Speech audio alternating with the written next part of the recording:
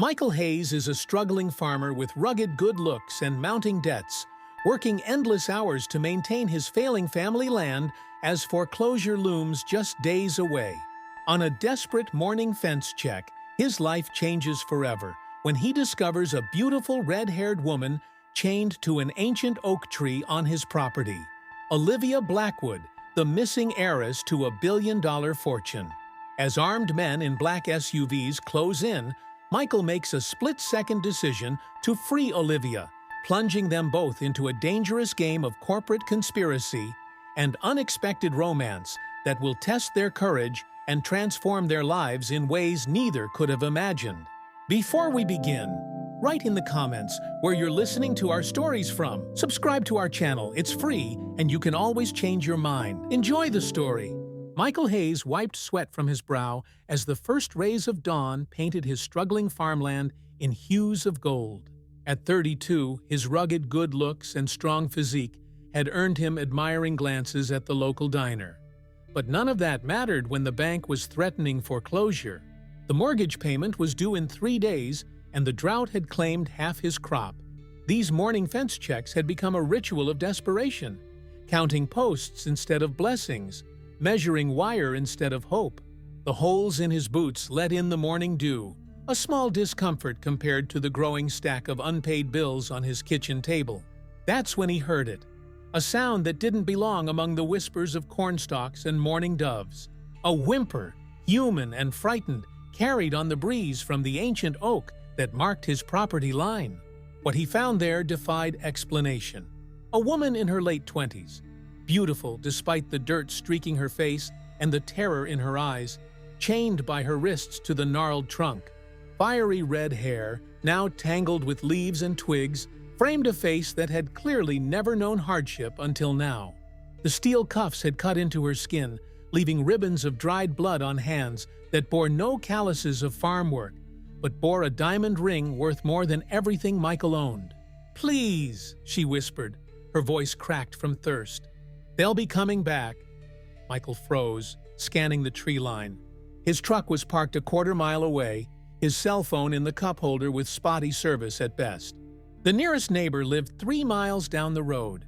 "Who did this to you?" he asked, crouching to her eye level. The woman's emerald eyes darted to the woods behind him. "I don't know their names. They wore masks." She trembled, tugging weakly at the chains.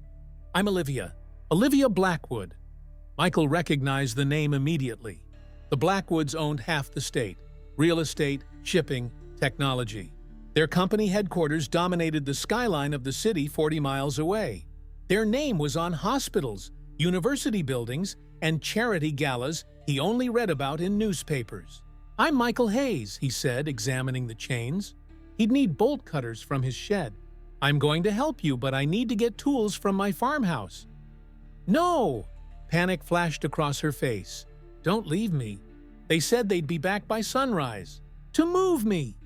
The implication hung in the air like a storm cloud. Michael checked his watch. Sunrise was minutes away. He stood looking at the cuffs again. The chain attaching them to the tree was heavy but rusted. The oak's bark was soft with age. "Hold on," he said, bracing his boot against the trunk. He gripped the chain with both hands and pulled with everything he had. Muscles straining, face flushed with effort. He felt something give. Not the chain, but the corroded iron spike driven into the tree. One more pull and it tore free, sending him stumbling backward. Olivia was still cuffed, but no longer tethered to the oak. "Can you walk?" he asked, helping her to her feet. She nodded weakly, swaying as she stood. "I think so. They drugged me." "It's wearing off." Michael glanced toward the dirt road that led to his property. No dust clouds yet, but every second counted. He put his arm around her waist, supporting her weight. "My truck's this way. We need to move." They'd made it maybe 20 yards when the rumble of engines broke the morning quiet. Olivia stiffened. "They're coming," she whispered. Michael made a split-second decision. Instead of heading toward his truck where they'd be exposed, he pulled her toward the cornfield. "This way. Stay low." They ducked between rows of corn, the stalks providing cover as the sound of vehicles grew louder. Michael's heart hammered in his chest. What had he gotten himself into? He was a farmer with more debts than dollars, not some hero from an action movie.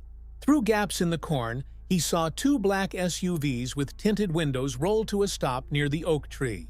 4 men emerged, all wearing black tactical gear and, just as Olivia had said, face masks. One carried a rifle that definitely wasn't for hunting deer. "Spread out! Find her!" The command carried clearly across the field. Michael pulled Olivia deeper into the corn. His farmhouse was still 500 yards away across open ground. They'd never make it unseen. "The irrigation ditch," he whispered. "It runs behind the cornfield. We can follow it to the back of my property." Olivia nodded, her breathing ragged. The cuffs clinked softly as they moved, and Michael winced at each metallic sound. They reached the edge of the cornfield, where it met the ditch. A 6-foot drop to muddy water about a foot deep. Not comfortable, but it would hide them. "We need to jump down," Michael explained. "Stay in the water. The banks are muddy enough to show footprints." A shout from behind made them both freeze. "Over here! Tracks leading into the corn!" Michael looked at Olivia, her face pale with fear, but her jaw set with determination. "After you," she said. He lowered himself into the ditch first, then helped her down. The cold water shocked his system, soaking his jeans to the knees. Olivia gasped as she landed beside him, the water splashing higher on her designer dress that had once probably cost more than his monthly mortgage. "This way," he whispered, leading her in a crouch through the murky water, tall reeds providing additional cover from the cornfield. They waited as quickly as they could, listening to the sounds of pursuit growing more distant as the men searched the cornfield in the wrong direction. After several minutes of sloshing through the ditch, Michael spotted the back of his weathered farmhouse through the trees. "Almost there," he encouraged. As they approached, Michael scanned for any signs of the men. The house appeared clear. The back door, never locked because who would steal from someone with nothing, was their target. "When we get inside, we'll call the sheriff," Michael said. Olivia's grip on his arm tightened. "No police," she said firmly. Michael stared at her in disbelief. "What?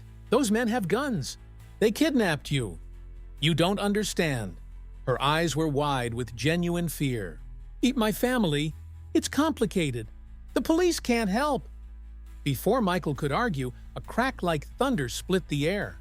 A bullet splintered the wood of a tree 3 feet to their left. "Run!" Michael shouted, abandoning stealth. They sprinted for the back door, exposed now but with no choice. Michael yanked it open and pulled Olivia inside, slamming it shut behind them. He threw the deadbolt and rushed to the kitchen window. One of the men was running toward the house, radio in hand, calling to his companions.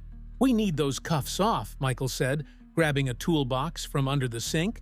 Olivia leaned against the counter, breathing hard. "Even if you get them off, they'll find us. The man who took me, he's powerful, dangerous." Michael rummaged through the toolbox until he found a hacksaw. "Hold still," he said, placing her wrists on the counter. The saw teeth bit into the metal links connecting the cuffs as he worked the blade back and forth. "You don't have to do this," Olivia said quietly. "You could walk away. Tell them I forced my way in, that you don't know me." Michael didn't look up from his work, the sawdust from the metal creating small sparks. "Not happening. You don't understand what you're getting into." Her voice cracked. "These people, they destroy lives." The chain snapped, freeing her hands through the cuffs still circled each wrist. Michael finally met her gaze. "I may not have much, but I've got enough decency not to abandon someone who needs help." A vehicle engine rumbled up his driveway. Time was up. "Is there another way out?" Olivia asked. Michael nodded, grabbing his truck keys from a hook on the wall. "Cellar door leads to a tunnel. Old Prohibition route. Comes out in the barn." He moved a rug aside, revealing a trap door. As he pulled it open, Olivia touched his arm. "Thank you," she said, "but after we escape, you need to forget you ever met me." Michael looked into her eyes, the eyes of a woman carrying secrets he couldn't begin to understand. In that moment, he knew his life had irrevocably changed. The foreclosure notice on his table suddenly seemed like the least of his worries. "Let's survive first," he said. "Then we'll talk about forgetting."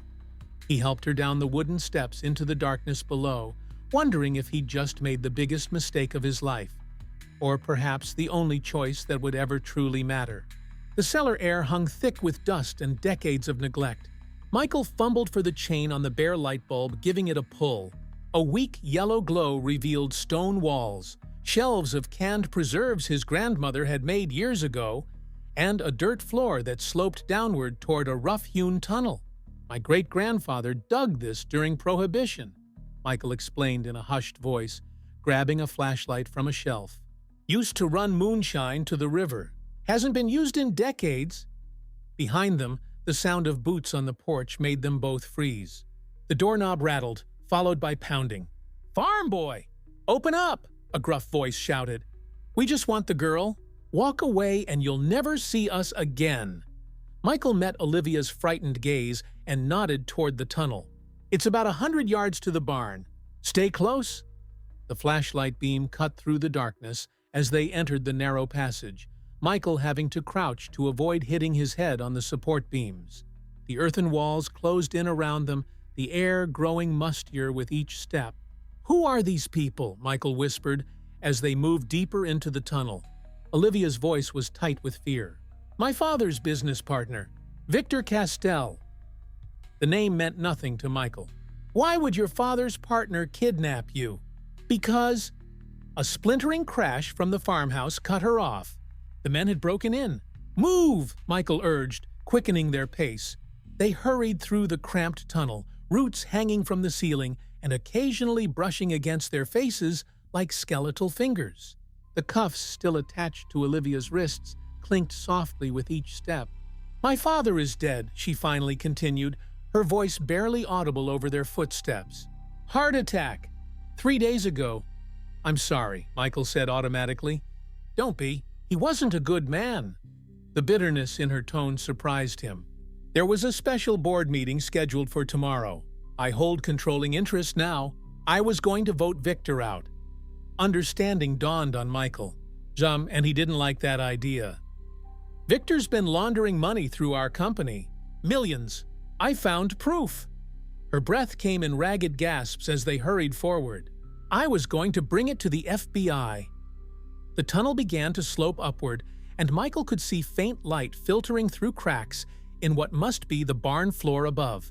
"There's a trap door up ahead," he said. "It comes up under the hay baler. My truck's parked outside."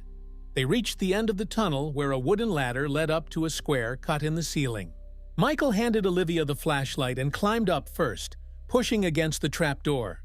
It resisted, years of disuse making the hinges stiff. With a grunt of effort, he forced it open, disturbing years of settled hay dust that rained down on them both. Michael pulled himself up and reached back to help Olivia. As she emerged from the hole, he caught sight of her in the morning light streaming through the barn's windows. Despite the dirt, sweat, and fear, her beauty struck him. Not just the physical kind, but something in her eyes that showed resilience and determination. "What's the plan?" she asked, breaking his momentary trance. Michael refocused. "My truck. Then the highway. We can reach the sheriff's office in Porter County. That's far enough from your family's influence, right?" She nodded, though uncertainty crossed her face. "Maybe. Victor has connections everywhere." Michael peered through a crack in the barn door. His battered blue pickup sat 30 yards away, but between the barn and the truck was open ground. No sign of the men yet, but they'd be searching systematically. It wouldn't take long for them to find the cellar. "We make a run for it," he decided. "Get to the truck. Drive out the back way through the north pasture. It connects to County Road 8. Olivia squared her shoulders. "Let's go." Michael eased the barn door open just enough for them to slip through. The morning had fully broken now, the sun casting long shadows across the farmyard. They moved quickly along the side of the barn, staying in its shadow. They were halfway to the truck when a shout erupted from the farmhouse. One of the men stood on the back porch, pointing in their direction. "Run!" Michael grabbed Olivia's hand and they sprinted for the truck. A crack split the air, and splinters of wood exploded from the fence post beside them. Michael yanked open the driver's door, practically throwing Olivia across the seat before jumping in himself. His hands shook as he jammed the key into the ignition.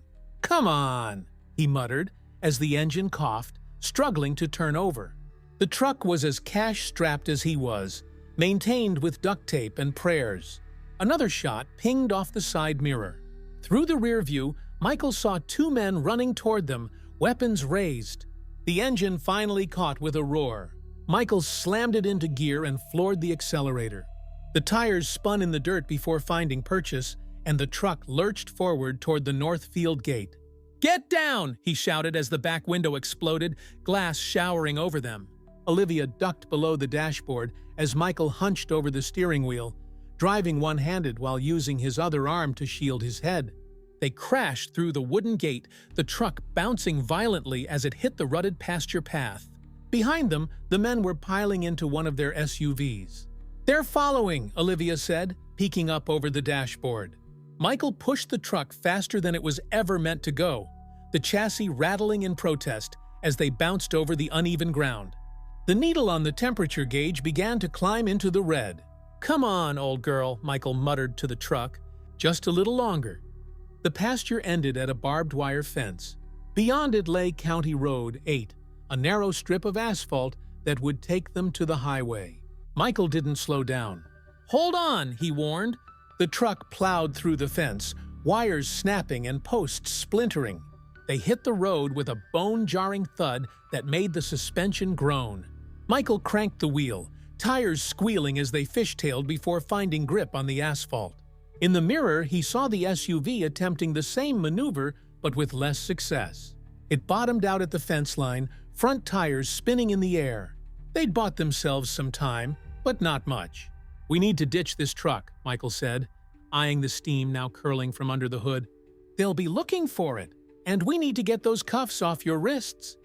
Olivia nodded, looking at the metal bands still circling her wrists. "I know someone who can help. In Riverton. It's about 30 miles east." Michael gave her a sideways glance. "Someone who won't call the police?" "Someone who owes my family a favor," she said cryptically. "Someone who knows how to be discreet." The truck crested a hill, and Michael saw flashing lights in the distance. A police roadblock. His foot instinctively moved to the brake. "No!" Olivia said sharply, grabbing his arm. "That's not a coincidence. Victor has the local police in his pocket. They'll hand me right back to him." Michael hesitated, his instincts warring with each other. Every part of his upbringing told him to trust the police, but the terror in Olivia's eyes told another story. "There's a turnoff up ahead," he decided. "Logging road. Barely more than a trail, but it connects to the old highway." He slowed just enough to make the turn without rolling the truck, tires skidding on loose gravel as they veered onto a narrow road that disappeared into dense forest.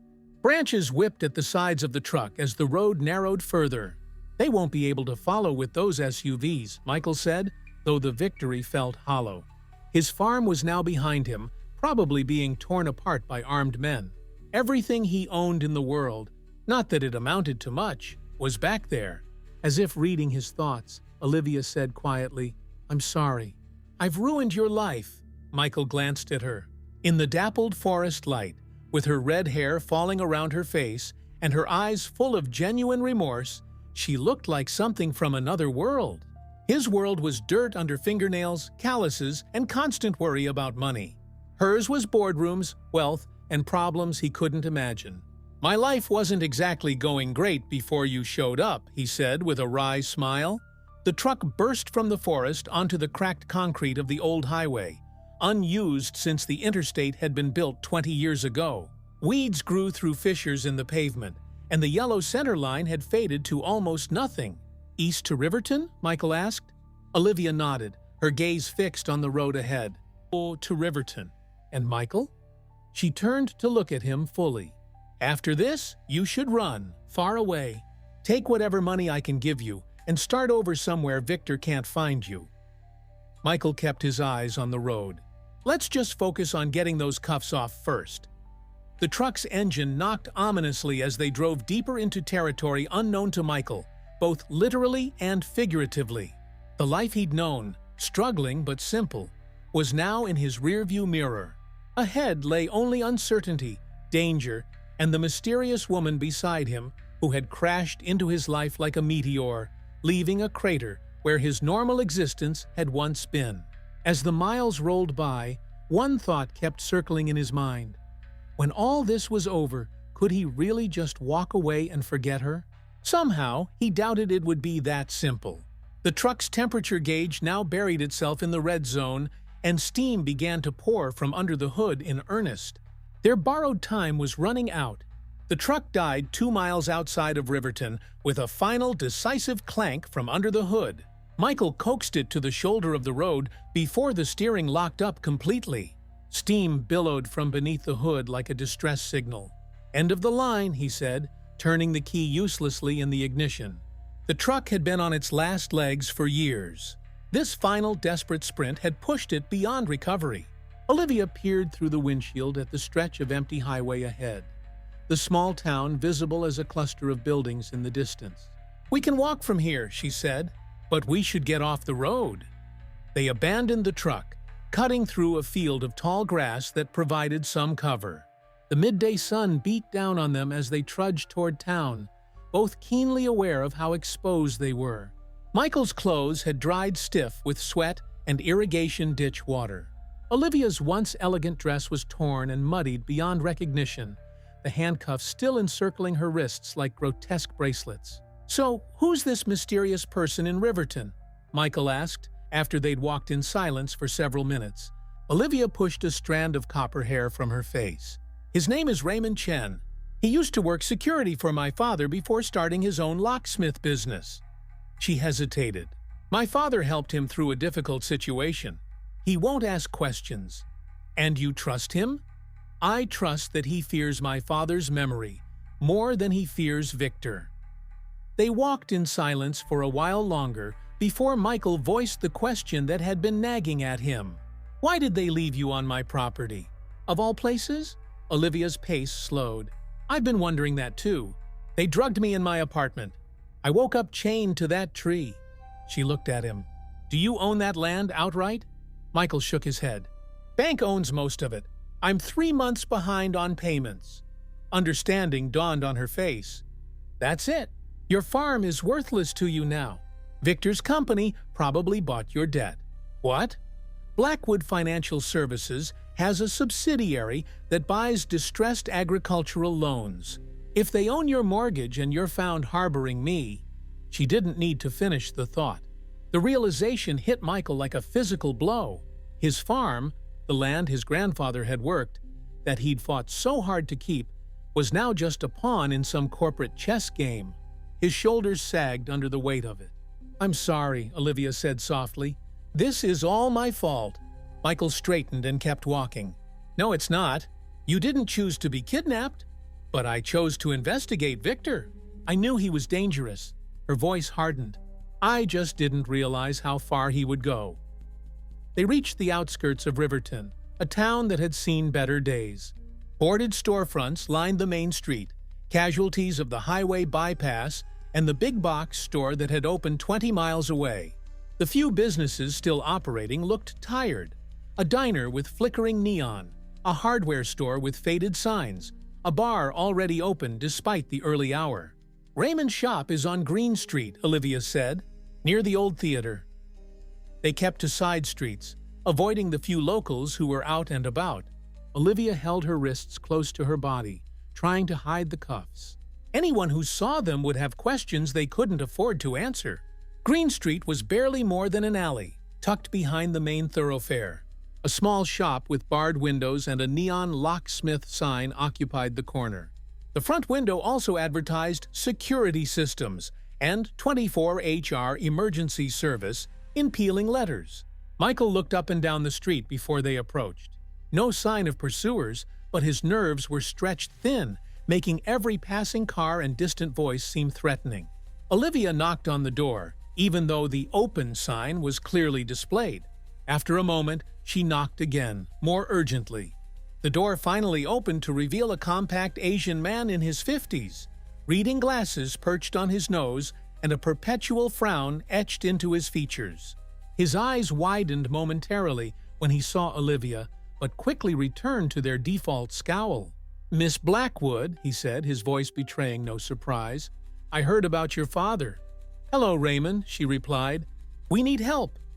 He looked at her disheveled appearance, noted the handcuffs, then glanced at Michael with undisguised suspicion. After a brief hesitation, he stepped aside. "Inside, quickly!" The shop was narrow but deep, with a counter separating the small customer area from a workshop filled with key-cutting machines, lock mechanisms in various states of disassembly, and tools hanging from pegboards. A door at the back presumably led to private quarters. Raymond locked the front door and flipped the sign to "Closed" before turning to face them. He crossed his arms over his chest. "Victor Castell is looking for you," he stated flatly. "It's all over the police band. Kidnapping victim, they say. Dangerous fugitive holding you against your will." He nodded toward Michael. "That's a lie," Olivia said fiercely. "Victor is the one who had me kidnapped." Raymond's expression didn't change. "I assumed as much. Your father warned me about him before he died." This seemed to surprise Olivia. "My father spoke to you about Victor?" Raymond motioned them toward the back of the shop. "Not here. Walls have ears." He led them through the rear door into a small apartment. The space was meticulously organized but Spartan. A kitchen, a table with 4 chairs, and a living area with a single armchair facing a modest television. No photographs or personal touches adorned the walls. "Sit," Raymond instructed, pointing to the table. "Those cuffs look uncomfortable." As they sat, he retrieved a small case from a cabinet and laid it on the table, unfolding it to reveal a set of precision tools. "Your father came to see me 2 weeks ago," Raymond explained as he examined the cuffs on Olivia's wrists. "He said if anything happened to him, you might need help. He didn't elaborate, but he paid me in advance." "That doesn't sound like my father," Olivia said, wincing as Raymond manipulated one of the cuffs. Planning for failure wasn't his style. Raymond selected a thin metal pick and inserted it into the keyhole of the first cuff. "Your father was many things, Miss Blackwood. Stupid was not one of them." The lock clicked open and the cuff fell away, revealing an angry red welt beneath. Michael watched the interaction with fascination. There were clearly layers to Olivia's family history that he couldn't begin to understand. "You've been on the run," Raymond stated as he worked on the second cuff. "No supplies, no plan.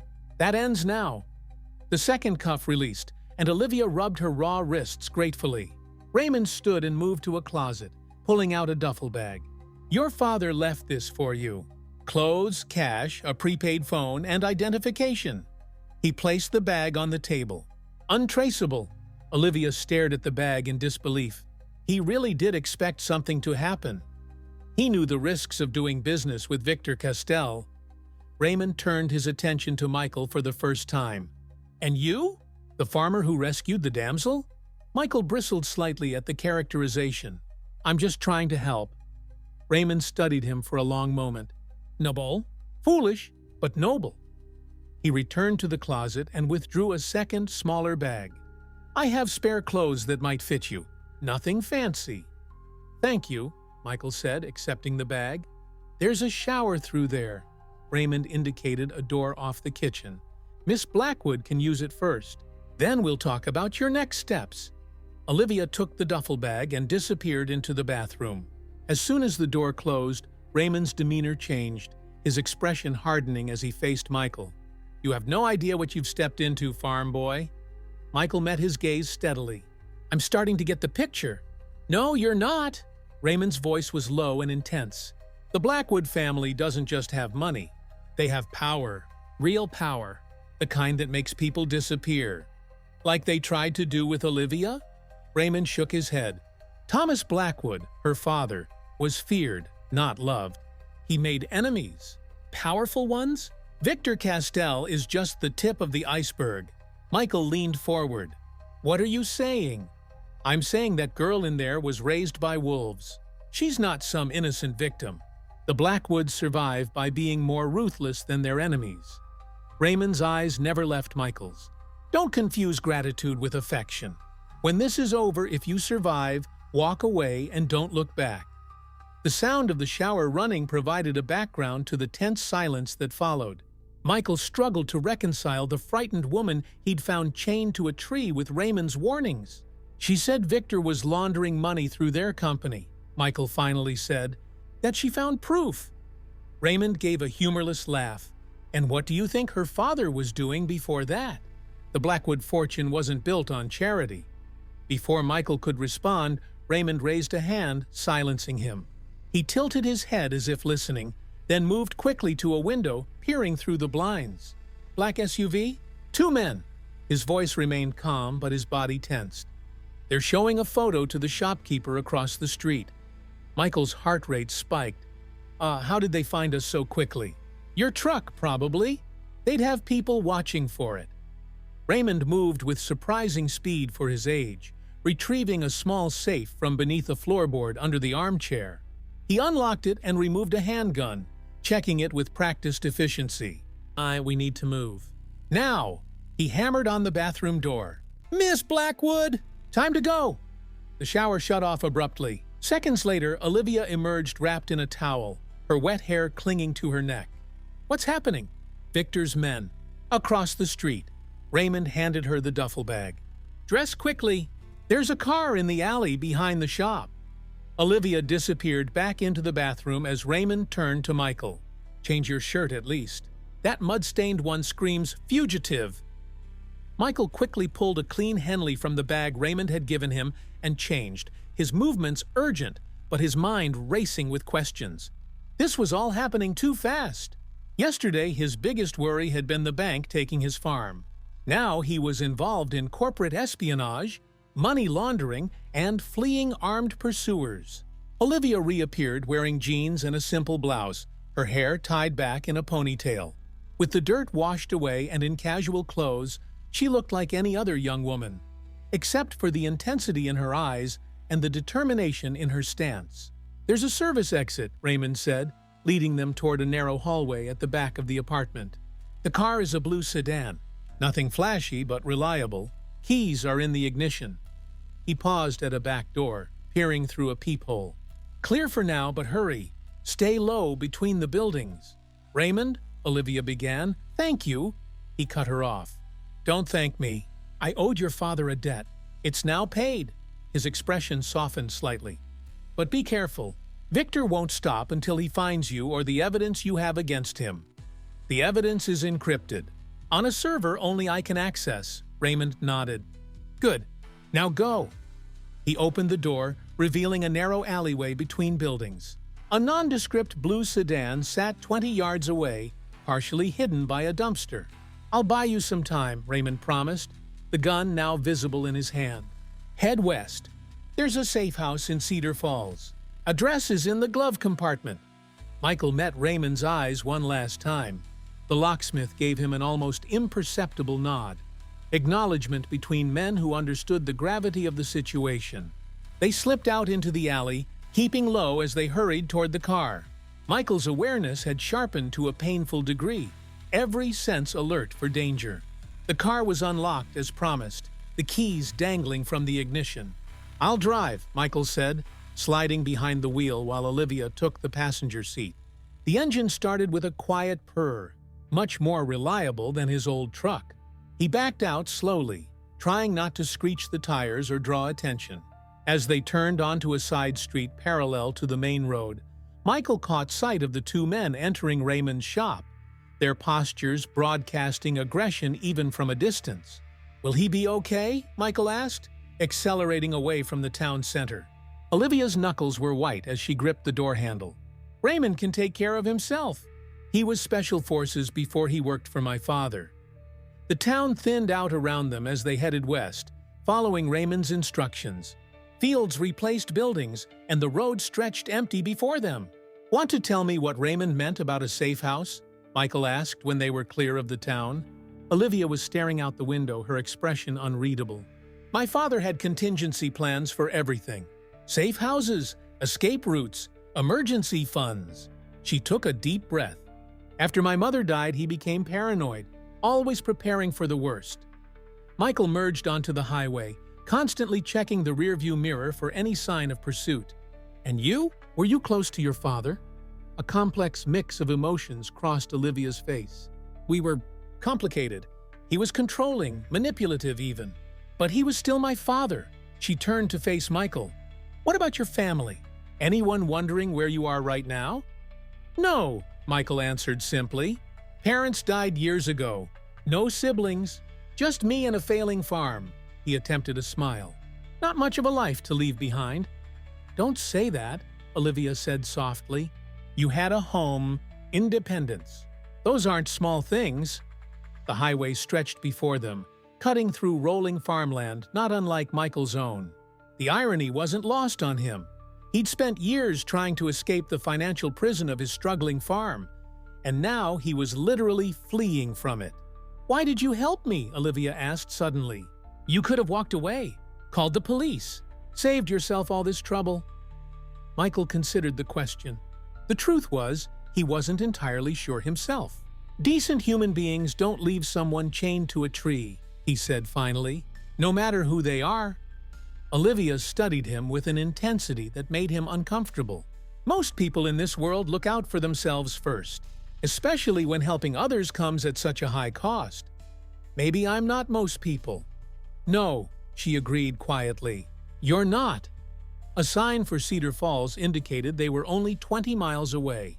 Michael rolled his shoulders, trying to release the tension that had built up over the past few hours. His life had been derailed in the span of a single morning, and he was hurtling toward an uncertain future with a woman who was still largely a mystery to him. What happens when we reach this safe house? He asked. Olivia opened the glove compartment and retrieved a sealed envelope. Inside was a key and a handwritten address. We lie low. I contact my lawyers. They take the evidence I have to the FBI. She spoke with a confidence that suggested she'd been preparing for this confrontation with Victor for some time. And then? You go back to your life, and Michael let the sentence hang unfinished. You'll be compensated, Olivia said quickly, for your farm, your truck, everything you've lost because of me. I promise. Michael nodded, though the prospect of being compensated felt hollow. Money couldn't replace generations of family history tied to that land. But then again, he'd been about to lose it anyway. They drove in silence for several miles, each lost in their own thoughts. The adrenaline that had carried them through the morning was beginning to ebb, leaving exhaustion in its wake. Michael fought to keep his eyes focused on the road. You should rest, Olivia suggested, noticing his struggle. I can drive for a while. I'm fine, he insisted. You've been up since before dawn, running for your life, and haven't eaten all day. You're not fine. Her tone brooked no argument. There's a rest stop ahead. We'll switch. Too tired to protest further, Michael pulled into the rest stop.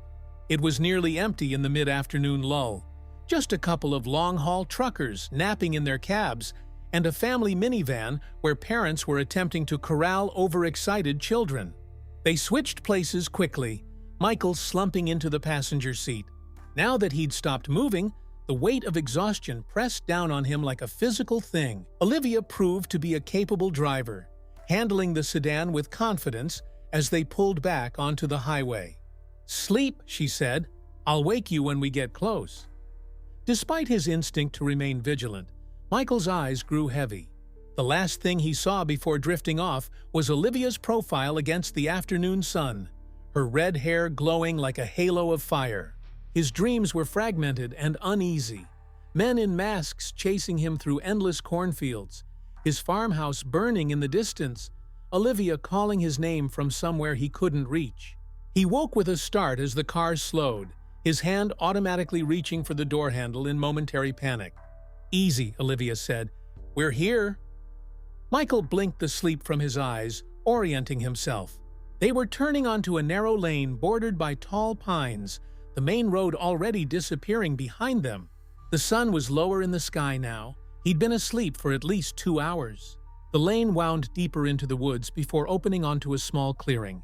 A cabin stood in the center, its weathered logs suggesting age, but the sturdy construction and metal roof speaking of quality craftsmanship. It was the kind of place wealthy people built to rough it while still enjoying modern comforts. This is it? Michael asked as Olivia parked beside the cabin. She nodded, surveying the surroundings. Looks like it. Isolated. Defensible. My father's style. They approached cautiously. Years of thriller movies making them both wary of seemingly abandoned cabins in the woods. Olivia used the key from the envelope to unlock the front door, which opened with a protesting creak. The interior was surprisingly modern. A large open-plan living area with a kitchen at one end and a stone fireplace at the other. A staircase led to what was presumably a loft bedroom. Everything was clean and dust-free, suggesting regular maintenance. "Someone keeps this place ready," Michael observed. Olivia ran her finger along a spotless countertop. "My father had several properties like this. Staff checked them monthly." She moved to a wall panel that looked like a thermostat, but, when opened, revealed a keypad. Consulting the note from the envelope, she entered a code. A series of metallic clicks sounded throughout the cabin. "Security system," she explained. "The doors and windows are reinforced. There are cameras covering the approach." Michael wandered to the kitchen, suddenly aware of his gnawing hunger. The refrigerator was stocked with basics: eggs, butter, milk, and packages of vacuum-sealed meat. The freezer held more substantial provisions, and the pantry was filled with canned goods and staples. "We won't starve at least," he said, reaching for a loaf of bread. Olivia had moved to a cabinet in the living room. She opened it to reveal a sophisticated communication setup: satellite phone, laptop, and what looked like a small server. "This is what I need," she said, relief evident in her voice. She powered up the equipment and inserted a small drive from her bag. "I can access my secure files from here. Everything I found on Victor's operations." Michael assembled sandwiches while Olivia worked, her fingers flying over the keyboard. The domesticity of the scene was surreal after the chaos of the day. A farm boy making lunch while a billionaire heiress hacked into secure servers. "It's all here," she announced as he set a plate beside her. "Account numbers, transaction records, offshore holdings. Victor's been using our companies to launder money for years." Her face darkened. "And not just garden-variety embezzlement. He's been working with cartels, arms dealers, human traffickers." Michael sat across from her, trying to process the scale of what she was describing. "How did you find all this?" "I've been suspicious of him for months. Numbers that didn't add up. Projects that made no business sense but were pushed through anyway." She took a bite of her sandwich, apparently only now remembering her own hunger. "I hired private investigators, planted some technical monitoring. When I finally had enough to confront my father with it—" "That's when he died," Michael finished for her. Olivia nodded slowly. "Heart attack," they said, "but the timing—" "You think Victor had him killed?" "I don't know." Genuine pain flashed across her face.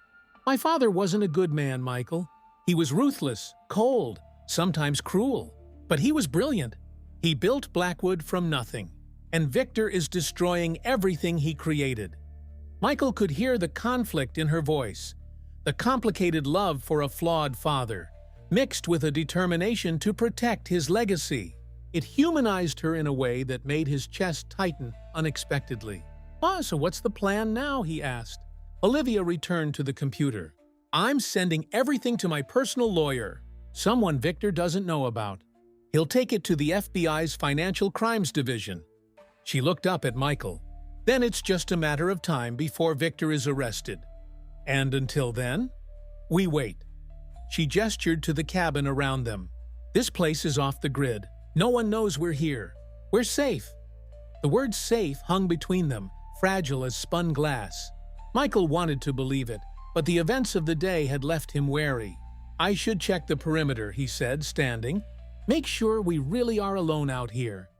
Olivia nodded, returning to her work with renewed focus. Michael stepped outside, the late afternoon air cool against his skin. The forest surrounding the cabin was quiet except for birdsong and the whisper of wind through pine needles. He walked the boundary of the clearing slowly, looking for any signs of disturbance. Everything seemed secure, yet he couldn't shake the feeling that they were merely in the eye of a hurricane. Victor had resources, connections, and clearly no moral limitations. The calm they were experiencing now couldn't last. As the sun began to set, painting the sky in brilliant oranges and purples, Michael sat on the cabin's porch steps. From this vantage point, He could see the winding lane that was their only connection to the outside world. Their only escape route if things went wrong. The door opened behind him and Olivia emerged. She'd changed into fresh clothes from her duffel bag, jeans and a simple sweater that somehow looked elegant on her despite their plainness. "It's done," she said, sitting beside him on the steps. "My lawyer has everything. He's contacting the FBI tomorrow morning." Michael nodded, still watching the lane. "So we just wait. That's all we can do." She followed his gaze to the darkening forest. "Are you having second thoughts?" He turned to look at her. In the fading light, with her guard down, she looked younger, more vulnerable. "About helping you?" "No. About whether we'll make it through this unscathed?" "Absolutely." A small smile touched her lips. "Honesty? That's refreshing. Not much value in lies at this point." They sat in companionable silence as darkness fell completely. Stars appeared overhead, brighter here away from city lights. Michael couldn't remember the last time he'd simply sat and watched the night sky. On the farm, exhaustion usually claimed him as soon as the day's work was done. "I keep thinking about what Raymond said," Olivia spoke suddenly. "About my father expecting something to happen. He seemed to know Victor was dangerous." "Yes, but why not act himself? Why leave it to me?" She wrapped her arms around herself, though the evening wasn't particularly cold. "My father wasn't the type to delegate something this important." Michael had been wondering the same thing. Maybe he didn't have enough evidence yet. Or maybe what? Maybe he wanted to protect you, give you a chance to get away if things went bad. Olivia laughed, though there was no humor in it. "My father wasn't the protective type. Trust me. People can surprise you." Michael thought of his own father, stern and undemonstrative in life, but who had left Michael the farm free and clear, his one attempt to provide security for his son. A sudden noise from the woods made them both tense. Michael stood, peering into the darkness. "What was that?" Olivia whispered. Michael strained to see beyond the clearing's edge. "Probably just an animal. Deer or—" The distant sound of an engine cut him off, faint but growing louder. "Inside," he said urgently, pulling Olivia to her feet. "Someone's coming." They rushed into the cabin, Michael locking the door behind them. Olivia immediately went to the security panel, activating the system with trembling fingers. "Could it be your lawyer?" Michael asked. Though he already knew the answer, they'd been found. "No, he wouldn't come here." Olivia moved to the window, keeping to the side of the frame as she peered out. "We need to run. There's nowhere to go. We're surrounded by forest, and they control the only road." Michael was already scanning the cabin for weapons. "Is there another vehicle here? A snowmobile, ATV, anything?" Olivia shook her head, her mind clearly racing. "The cellar. There might be supplies there. Maybe another exit." She led him to a trapdoor concealed under a rug in the kitchen. Michael pulled it open to reveal a steep staircase descending into darkness. "Go," he urged, looking back toward the windows where headlights now swept across the trees. "I'll try to slow them down." "Not without you," Olivia insisted, grabbing his arm. "I'm not leaving you to face them alone." The determination in her eyes silenced his protest. Together they descended into the cellar, Michael pulling the trapdoor closed above them. Olivia found a light switch, illuminating a space that was more bunker than storage room. Metal shelving held emergency supplies, non-perishable food, water jugs, and, most significantly, weapons. A shotgun, a rifle, and a handgun similar to Raymond's were mounted on the wall, ammunition stored in locked cases beneath them. "Your father wasn't messing around," Michael observed, moving to examine the guns. "He was always prepared for war," Olivia said grimly, continuing to search the cellar. "There has to be another way out. He wouldn't build a bunker with only one exit." Michael had never held a gun with the intention of using it on another person. He'd gone hunting with his father as a teenager, but this was different. These weapons weren't for deer or wild boar. The sound of vehicles arriving outside grew louder, then cut off. Doors slammed. Voices approached. Olivia had moved to the far wall, running her hands along the rough stone. There's an airflow somewhere. I can feel it." Michael took down the shotgun, checking that it was loaded. The weight of it felt foreign in his hands, The implications of what he might need to do with it even more alien. Above them, the sound of breaking glass shattered the silence. They were out of time. Olivia's searching fingers found a depression in the wall. When she pressed it, a section of the stone swung inward, revealing a narrow tunnel. "Michael, here!" He joined her at the hidden door, peering into the darkness beyond. Cool, damp air flowed from the passage. "It must lead somewhere," she whispered. "We have to try." Footsteps sounded directly overhead. Heavy boots crossing the cabin floor, searching. Michael made a quick decision. He took the handgun from the wall, checking that the safety was on before handing it to Olivia. "Take this. I'll bring the shotgun." She hesitated only briefly before accepting the weapon. The woman who had started the day as a victim had transformed into a survivor before his eyes. "Stay behind me," Michael instructed as they entered the tunnel. "And stay quiet." The passage was narrow, requiring them to walk single file, hunched over to avoid the low ceiling. The air grew cooler as they advanced, suggesting they were moving deeper into the earth. Behind them, muffled shouting indicated their pursuers had discovered the cellar. They had minutes, perhaps seconds, before the hidden door was found as well. The tunnel began to slope upward after about 50 yards, the packed dirt of the floor giving way to stone steps. The faintest hint of moonlight beckoned from above. "We're going to emerge somewhere in the forest," Michael whispered. "When we do, run. Don't stop. Don't look back." Olivia's hand found his in the darkness, squeezing once in silent acknowledgement. They climbed the stairs silently, emerging through a cunningly disguised trapdoor into a small clearing about 200 yards from the cabin. From this vantage point, they could see the vehicles parked in front, two of the same black SUVs from Michael's farm. "Which way?" Olivia asked, her voice barely audible. Michael oriented himself by the stars, pointing west. "That direction, away from the road." They moved as quietly as possible through the underbrush, the forest floor mercifully dry and relatively free of fallen branches that might betray their position. Michael kept the shotgun ready, every sense alert for pursuit. They had covered perhaps a quarter mile when shouts erupted from behind them. Their escape had been discovered. "Run!" Michael urged, abandoning stealth for speed. They crashed through the forest, branches whipping at their faces, roots threatening to trip them with every step. The sounds of pursuit grew louder, men crashing through the underbrush, voices calling to each other as they spread out in search. A flashlight beam cut through the trees, briefly illuminating them. A shout went up. "There!" The crack of a gunshot split the night. Bark exploded from a tree inches from Michael's head. Olivia stumbled, and Michael caught her arm, pulling her forward. They couldn't outrun their pursuers, not in unfamiliar terrain in the dark. "This way," he gasped, veering toward a cluster of rocks. They needed cover, somewhere to make a stand. The rocks formed a natural barrier. Not ideal, but better than nothing. Michael pulled Olivia down behind them just as another shot rang out, the bullet ricocheting off stone with a whine. "Stay down," he ordered, raising the shotgun. He'd never shot at another human being before. The thought made his stomach turn. But as the flashlight beams drew closer and the men pursuing them came into view, the same masked figures who had chained Olivia to a tree, who had shot at them at the farm, his resolve hardened. These men weren't just doing a job.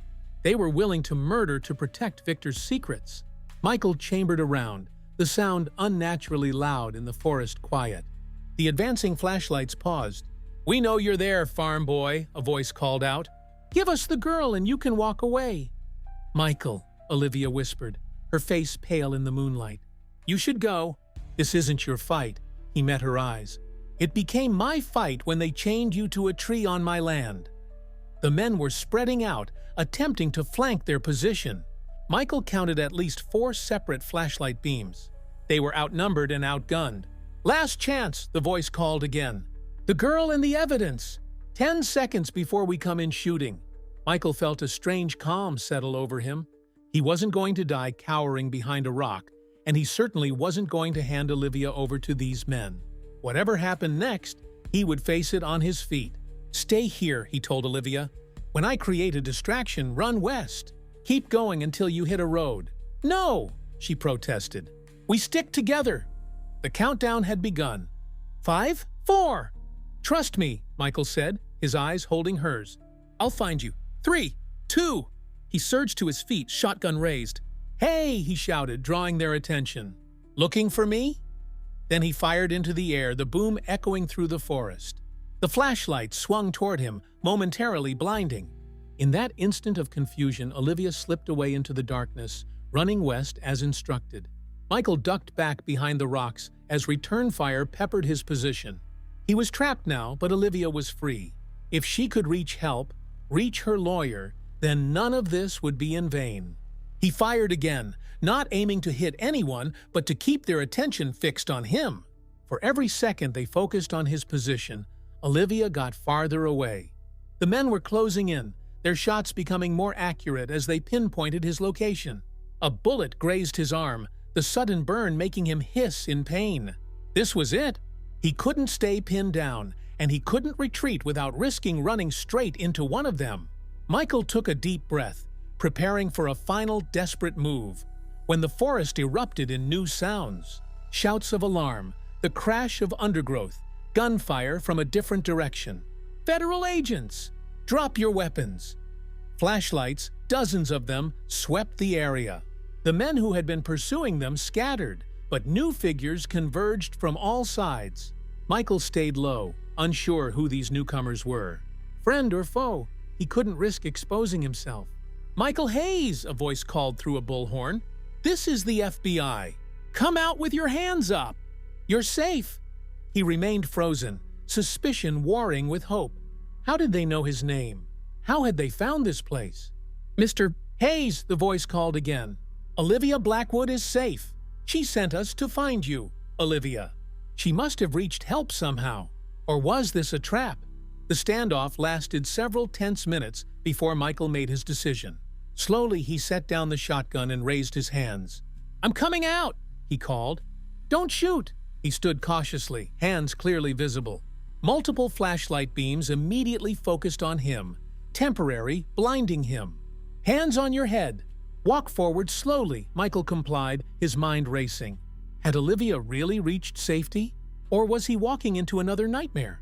As he approached the line of lights, figures resolved into men and women in tactical gear, FBI emblazoned across their chests. They surrounded him quickly, one agent taking him by the arm and escorting him through the forest. Is Olivia really safe? He asked the agent beside him. Yes, sir. She's waiting at the command post. They emerged from the forest onto the road where a dozen vehicles, police cruisers, FBI vans, and an ambulance formed a perimeter. Agents were leading handcuffed men to transport vehicles. Michael recognized two of them as the men who had chased them from his farm. And there, standing beside a tall man in a suit, was Olivia. When she saw Michael, she broke away, running toward him. You're alive, she cried, throwing her arms around him with such force he nearly lost his balance. I thought they'd killed you. He returned her embrace awkwardly, conscious of the many eyes watching them. How did you get help so quickly? She stepped back, her eyes bright with relief and something deeper he couldn't quite name. I didn't escape. I never left. I circled back and found the satellite phone in one of the SUVs. Called my lawyer while you were keeping them distracted. The man in the suit approached, extending his hand. Special Agent Donovan, FBI. Miss? Blackwood has been working with us for weeks, building a case against Victor Castell. Michael shook the agent's hand automatically, still processing what he'd heard. Weeks? But I thought... I couldn't tell you everything, Olivia said apologetically. Not until I knew for certain you weren't working for Victor. You thought I was working for him? Michael couldn't hide his hurt. After I helped you escape? I couldn't be sure, she admitted. Victor's reach is extensive. For all I knew, finding me chained to that tree could have been staged to gain my trust, Agent Donovan interjected. Miss Blackwood contacted us immediately after her father's death. She'd been gathering evidence against Castell for months. When she disappeared 3 days ago, we feared the worst. My father suspected Victor was on to me, Olivia explained. He'd prepared the safe houses, escape routes, everything. "So you were working with the FBI all along," Michael said slowly. "This whole time?" "Not the whole time," she insisted. "When those men took me, that was real. When you found me, that was real." Her eyes pleaded with him to understand. Everything that happened between us was real. A paramedic approached, gesturing to the blood soaking through Michael's sleeve where the bullet had grazed him. "Sir, we need to take a look at that." Michael allowed himself to be led to the ambulance, his mind still reeling from the revelations. Nothing was as it had seemed. Olivia had been playing a deeper game than he'd imagined, one that had nearly gotten them both killed. Yet as the paramedic cleaned and bandaged his wound, he found he couldn't summon anger. She'd been fighting to bring down a dangerous criminal, risking her life in the process. What would he have done differently in her position? Olivia appeared at the ambulance doors, concern etched on her face. "How bad is it?" "Just a graze," the paramedic answered for him. "He's lucky." "Can we have a moment?" she asked. The paramedic nodded and stepped away. Olivia climbed into the ambulance, sitting beside Michael on the gurney. "I'm sorry I couldn't tell you everything, but I want you to know that without you, none of this would have been possible. You saved my life, Michael, in more ways than one." He studied her face, the face of a woman who had been through hell and emerged stronger. A woman with layers he was only beginning to understand. "What happens now?" he asked. "Victor Castell will be arrested tonight. The evidence we've collected is overwhelming." She took his hand, her fingers warm against his. "As for us, that depends on you. Your farm, your truck, everything you lost because of me, it will all be replaced. You have my word." Michael looked down at their joined hands. "And if I don't want to go back? If I want something different?" A smile slowly spread across Olivia's face, hopeful and uncertain all at once. "What did you have in mind?" Before he could answer, Agent Donovan appeared at the ambulance doors.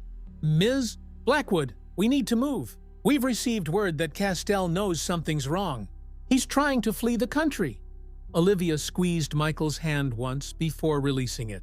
"We're not finished with this conversation," she promised, her eyes holding his for a moment longer than necessary. "Wait for me?" The question contained more than its simple words. A request, a hope, a possible future neither of them had imagined when the day began. Michael nodded.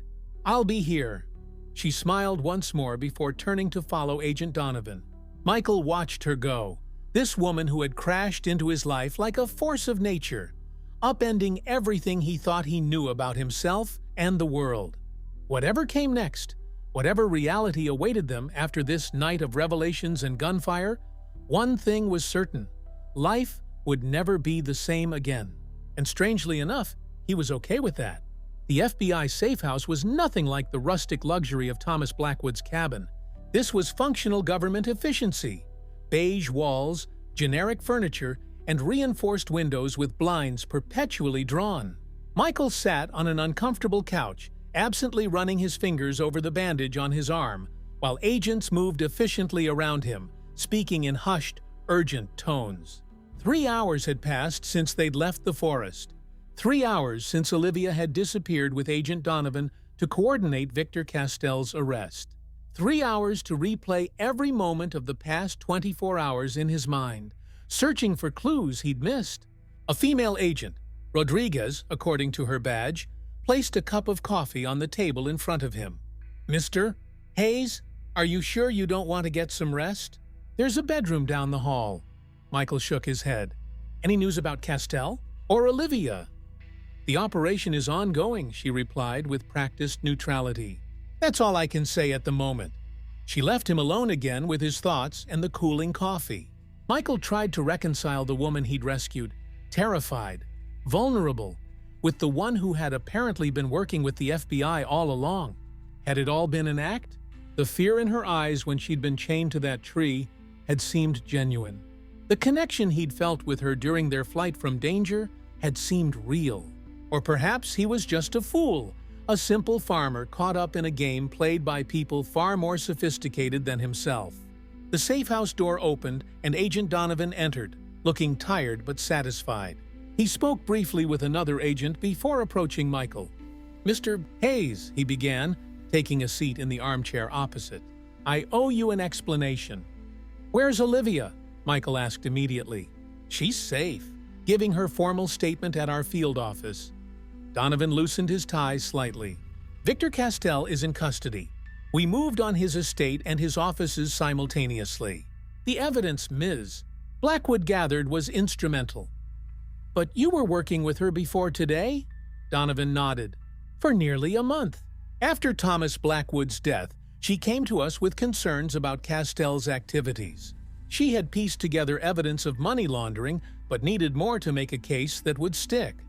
"So she was playing detective," Michael said flatly. "She was being incredibly brave," Donovan corrected.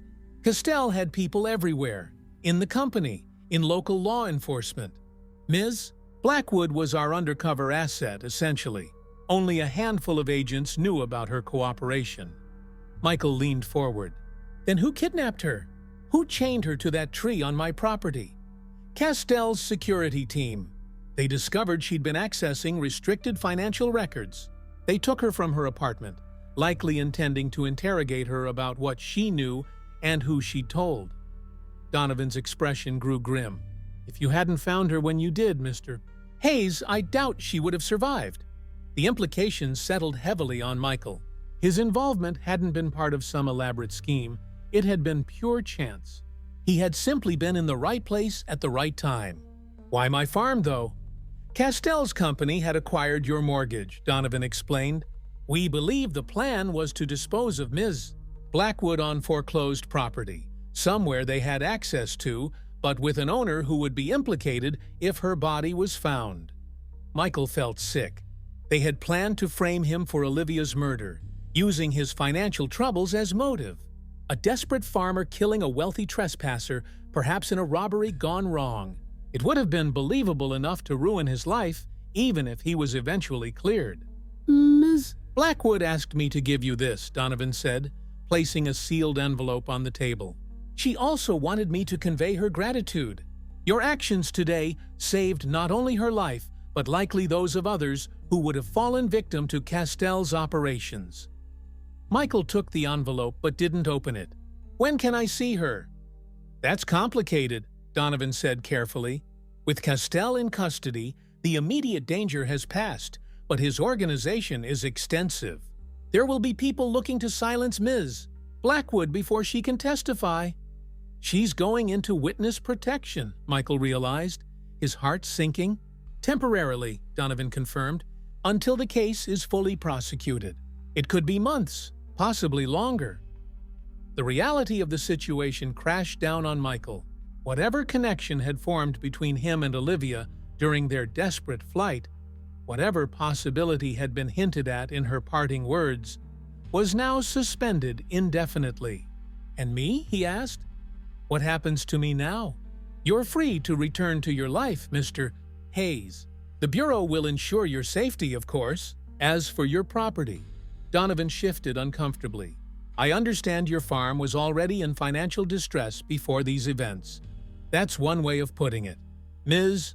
Blackwood has made arrangements," Donovan said, nodding toward the envelope. "She was quite insistent about it." Michael stared at the envelope, but still made no move to open it. The thought of taking money from Olivia, a woman he barely knew, who had kept secrets from him even as he risked his life for her, left a bitter taste in his mouth.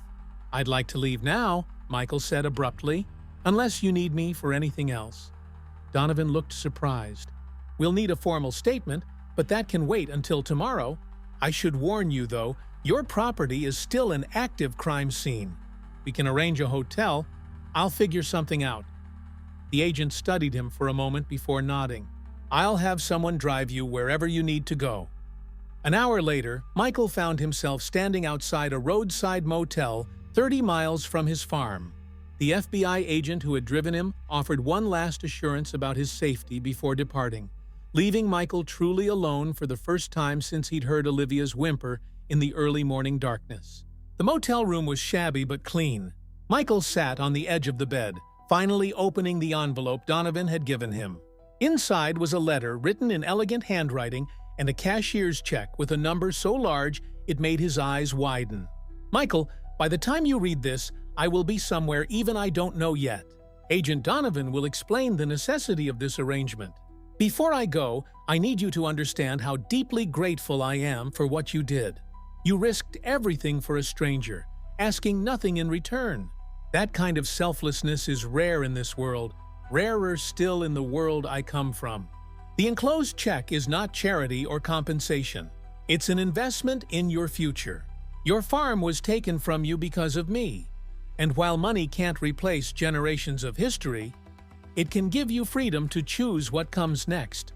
Please accept it, if not for yourself, then as a favor to me, so I won't have to carry the burden of having destroyed your life.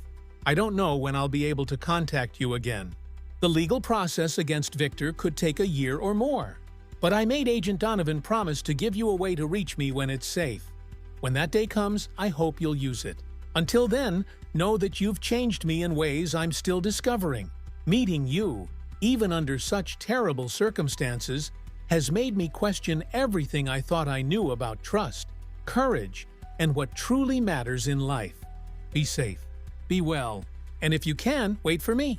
Olivia Michael read the letter twice, then set it aside and stared at the check. The amount would not only clear his debts but would let him start over anywhere, doing anything he wanted. It was freedom in numerical form, freedom purchased at the cost of everything familiar. He set the check on the nightstand and lay back on the bed, staring at the water-stained ceiling.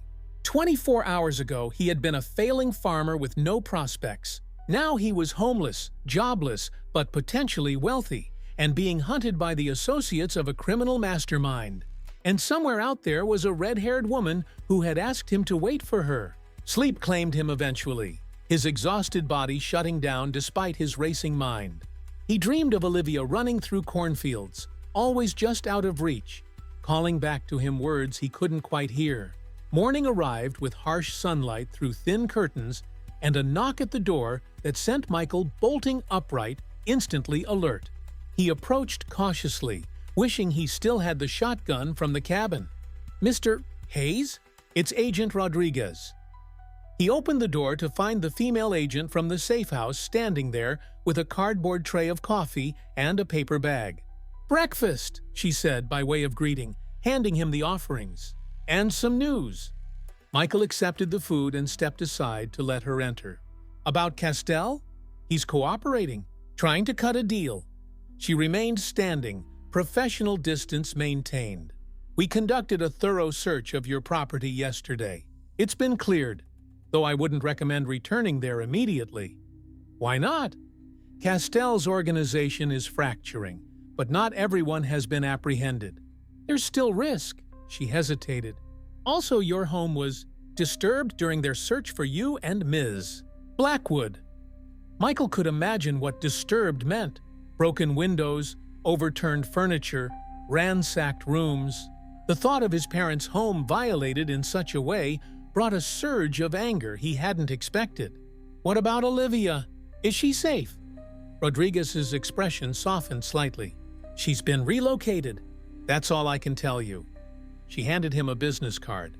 "If you need anything, or if you notice anything suspicious, call me directly, day or night." After she left, Michael opened the coffee and breakfast sandwich, suddenly aware of his hunger. He hadn't eaten a proper meal since yesterday morning. As he ate, he tried to make sense of his situation. Part of him wanted to return to the farm immediately, to assess the damage, to salvage what he could. But another part knew there was nothing there for him anymore. The farm had been failing long before Olivia Blackwood entered his life. He'd been fighting a losing battle against debt, drought, and the relentless economics of modern agriculture. Perhaps this clean break, however traumatic, was a blessing in disguise.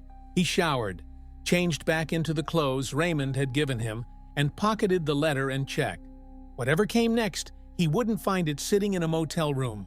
3 days later, Michael stood in the freshly painted office of Harlan County Bank, signing the final papers to clear his farm's mortgage. "I must say, Mr. Hayes, this is quite the reversal of fortune," the bank manager said, not bothering to hide his curiosity. "Last week you were facing foreclosure, and now—" "Just lucky, I guess," Michael replied, offering no further explanation. The truth was more complicated than luck. After depositing Olivia's check, he'd spent 2 days considering his options. He could walk away from the farm entirely, start fresh somewhere new. But something held him back. Not sentimental attachment to the land itself, but a sense that leaving would mean leaving a part of himself behind. More importantly, if he vanished, how would Olivia find him when she returned? So he'd compromised. He paid off the farm's mortgage, but listed the property for sale. In the meantime, he rented a small apartment in the nearest city 40 minutes away, close enough to check on the farm occasionally, far enough to establish a new life separate from it. Each night he watched the news for any mention of Victor Castell or Blackwood Enterprises. The story had exploded across national media. A billionaire corporate executive arrested for money laundering, racketeering, and attempted murder. The Blackwood name was mentioned frequently, but Olivia herself remained conspicuously absent from the reports, her role carefully protected by the FBI. 2 weeks after the events at the cabin, Michael received a phone call from an unlisted number. Mr. Hayes? This is Agent Donovan. I thought you should know that Victor Castell has accepted a plea deal. He's provided information leading to arrests throughout his network. Is it over then? Michael asked, hope rising in his chest. Not entirely. The case is complex with international implications, but the immediate threat to you has diminished significantly. And Olivia? A slight hesitation. Mrs. Blackwood remains in protective custody for now, but she asked me to give you a message. Donovan's formal tone softened. She said to tell you she's still waiting too. The message, simple as it was, sustained Michael through the following weeks. He found work with a sustainable agriculture startup in the city, his practical farming experience proving valuable to a company full of theoretical knowledge but little hands-on skill. The pay was decent, the work interesting enough, but his thoughts constantly drifted to Olivia. He wondered what she was doing, where she was living, if she was safe. Was she alone or surrounded by faceless government agents? Did she think of him as often as he thought of her? Or had their brief, intense connection been nothing more than the product of extreme circumstances? A relationship forged in danger that would crumble under normal conditions. A month passed. Then 2.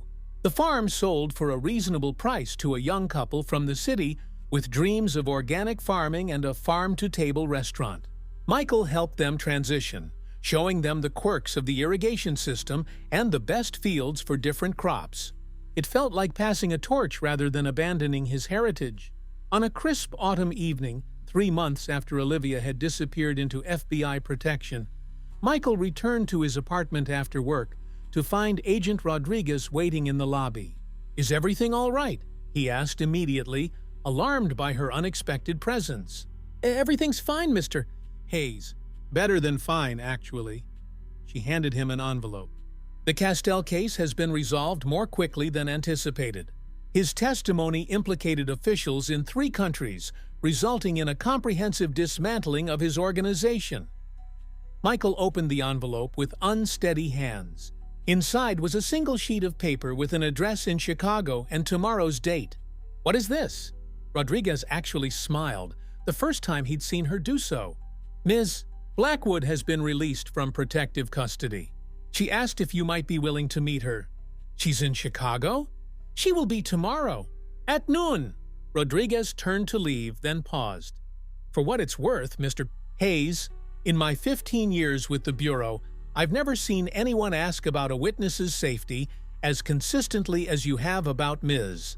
Blackwood, nor have I seen a protected witness ask about someone's well-being as persistently as she has about yours."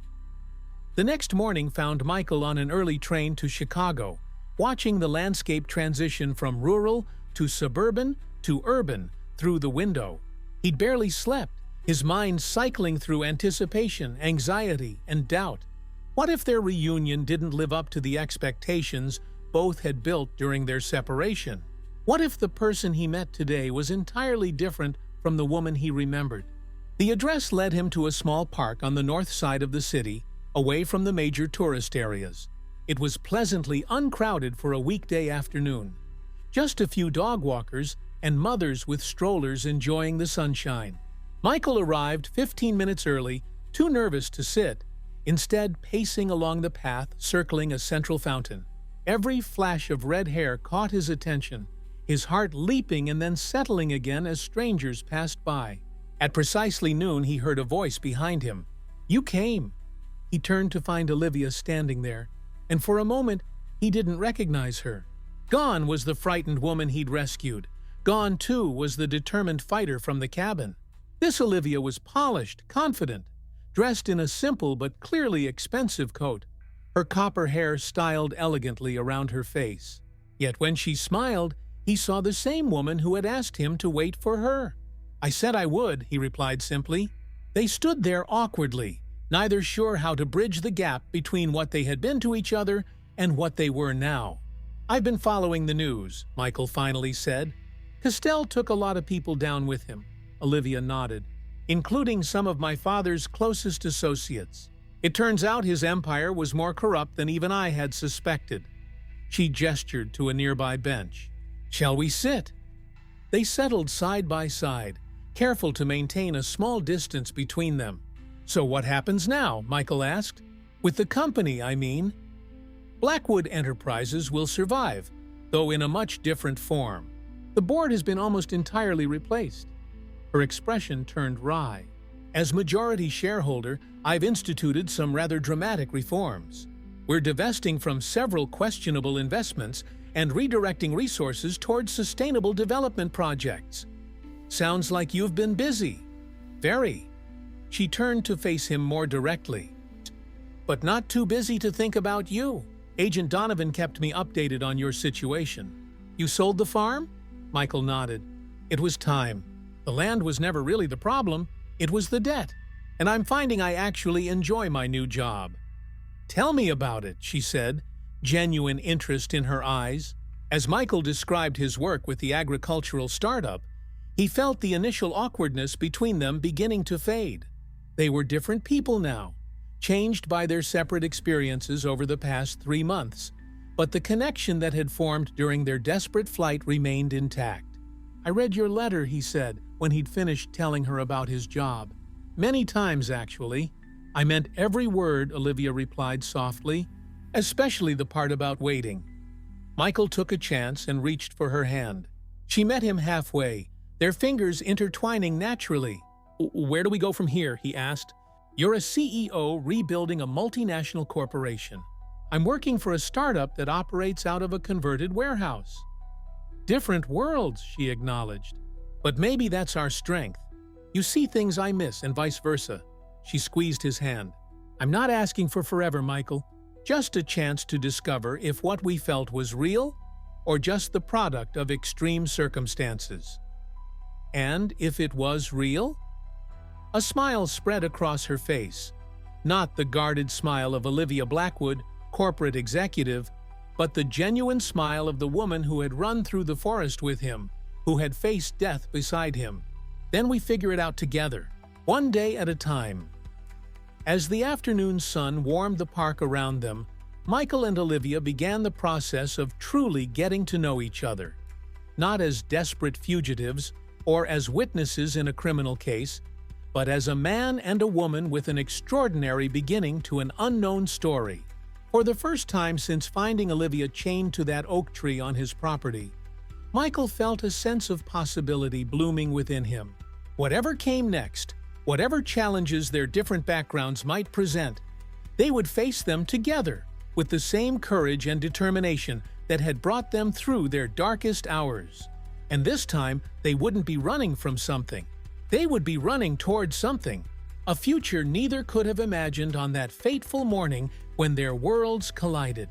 6 months had passed since that autumn day in the Chicago park. Winter had come and gone, and spring was painting the city with fresh colors and possibilities. Michael stood at the window of his downtown apartment, watching the early morning light play across the skyline.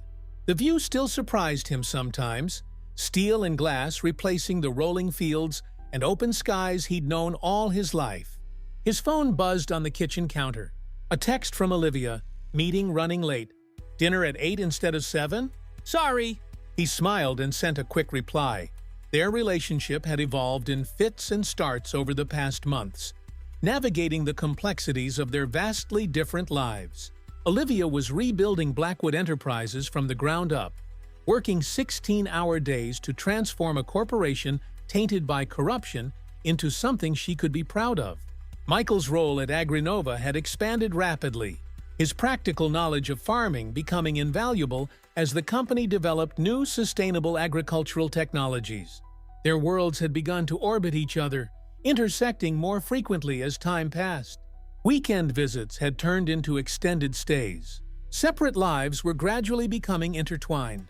Michael's apartment, chosen for its proximity to Agrinova's headquarters, had slowly accumulated traces of Olivia's presence. A toothbrush in the bathroom, a section of the closet claimed for her clothes, books on corporate ethics and environmental economics appearing on his shelves, little anchors tethering them to each other's lives. His phone rang, not Olivia this time, but Jack Donovan, the FBI agent who had remained in sporadic contact since the Castell case concluded. "Hayes," Michael answered, curious about the unexpected call. "Michael, good morning." Donovan's voice was friendly but professional as always. "I'm calling with some news I thought you'd want to hear directly from me rather than the media." Michael tensed. "What's happened?" "Victor Castell was found dead in his cell this morning. Apparent suicide, though there will be an investigation." The news hit Michael with unexpected force. The man who had ordered Olivia kidnapped, who had tried to have them both killed, was gone. The final thread connecting them to those terrifying days had been severed. "Does Olivia know?" he asked. "I called her first," Donovan replied. "She took it. Stoically. You might want to check on her when you can." "I will. Thank you for letting me know." After hanging up, Michael stared at his phone for a long moment before dialing Olivia's number. It went straight to voicemail. Not surprising given her morning meetings. He left a brief message letting her know he was there if she needed to talk. His day at Agrinova passed in a blur of meetings and project reviews, his mind repeatedly drifting to Olivia and how she might be processing the news of Castell's death. They had both moved forward with their lives, but the shadow of those events had never fully dissipated.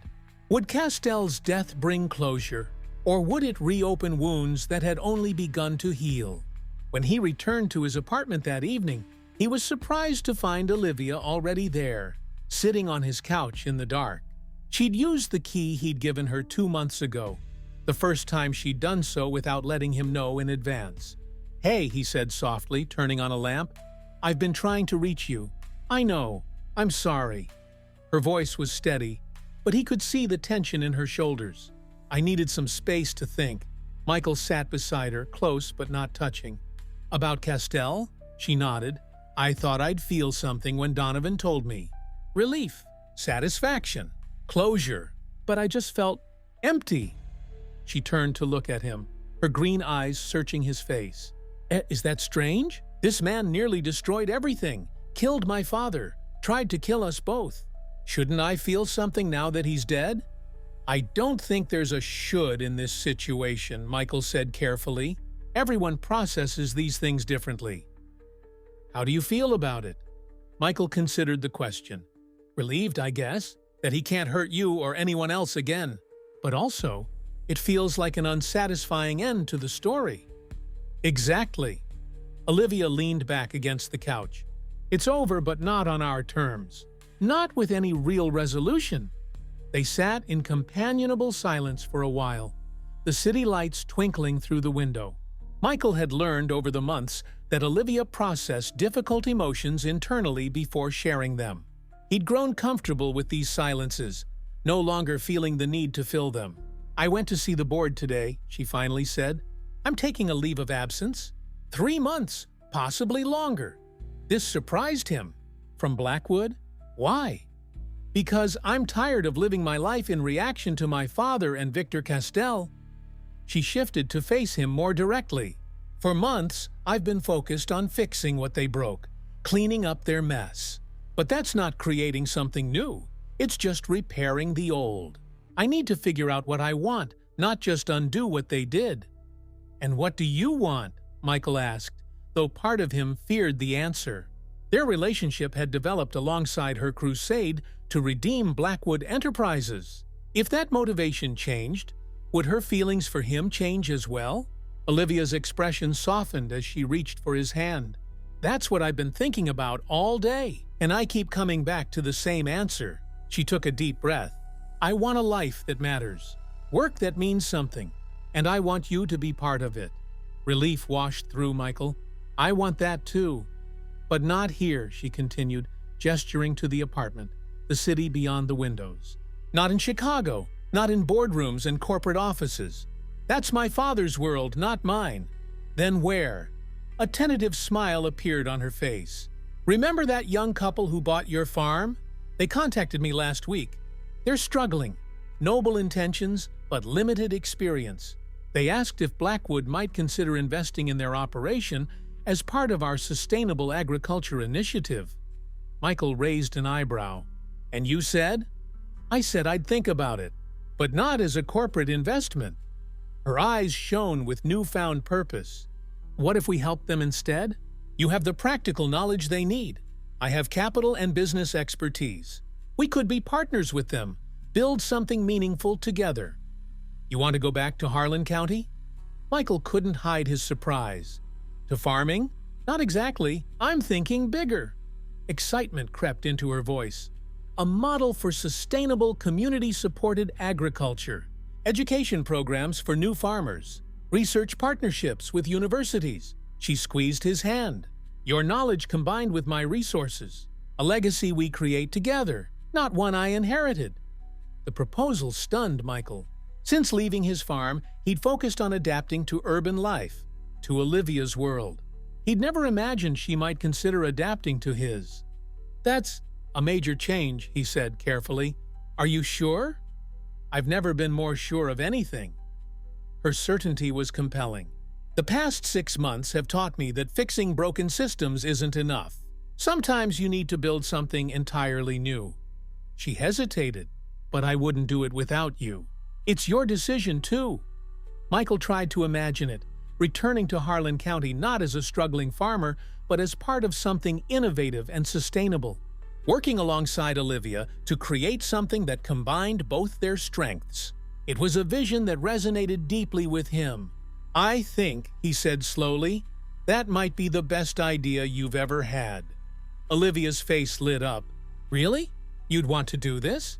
With you?" "Absolutely," he pulled her closer. "But let's be clear on one thing. This isn't about going back. It's about going forward, together." She leaned in to kiss him, and in that moment, Michael knew they had finally found their path. Not his world or hers, but something new they would build together. 2 weeks later, they stood at the edge of what had once been Michael's farm, now owned by Ben and Emma Turner, the young couple whose dreams were larger than their experience. The spring rain had left everything vibrant green, the fields showing the first signs of crops that had been carefully planted but were struggling under inexperienced management. "It's weird being back here," Michael admitted, surveying land that had been in his family for generations, "but also right somehow." Olivia slipped her hand into his. "Having second thoughts?" "Not at all. Just appreciating the full circle of it." They walked the property with the Turners, Michael pointing out issues with their irrigation approach, Olivia taking notes on infrastructure improvements that would be needed.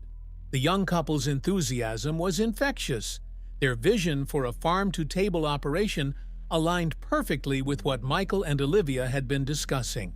"We can't thank you enough for considering this partnership," Emma said, as they gathered around the farmhouse kitchen table.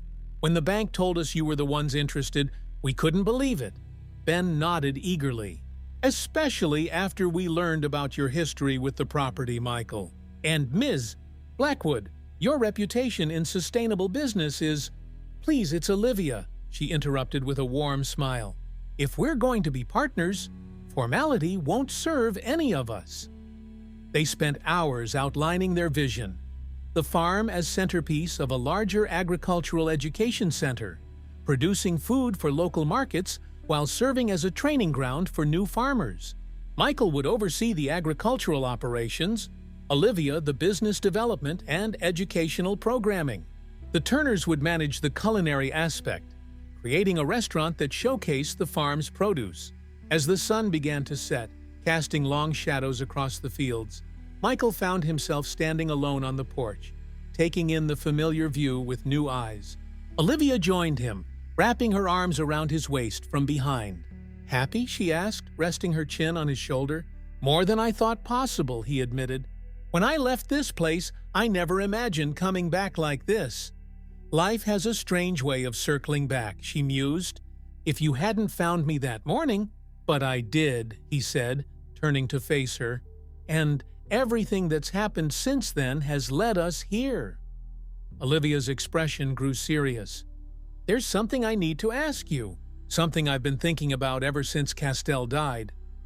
"What is it?" She took a step back, suddenly nervous in a way he rarely saw her. "These past months have shown me what matters. Not power or money or corporate empires. Just this. Building something meaningful with someone who sees the real me." She took a deep breath. "I don't want to waste any more time. I want to start our future officially. Together." Michael's heart raced as he realized what she was asking. "Olivia Blackwood, are you proposing to me?" A blush colored her cheeks, but her gaze remained steady.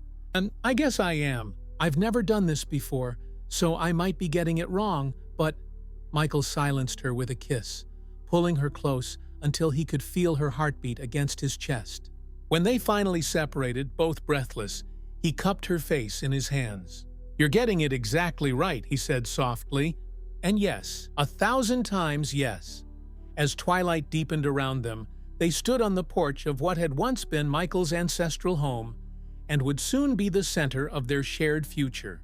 The journey that had begun with her chained to a tree and him fighting to save them both had transformed into something neither could have imagined. A partnership forged in crisis, but flourishing in peace. Tomorrow would bring contracts and business plans, architectural drawings, and curriculum development. But tonight was for celebrating the most unexpected and precious outcome of their ordeal. The love that had grown between a simple farmer and a billionaire's daughter, transcending the differences that might have separated them in a normal world. "I never believed in fate," Olivia whispered against his chest.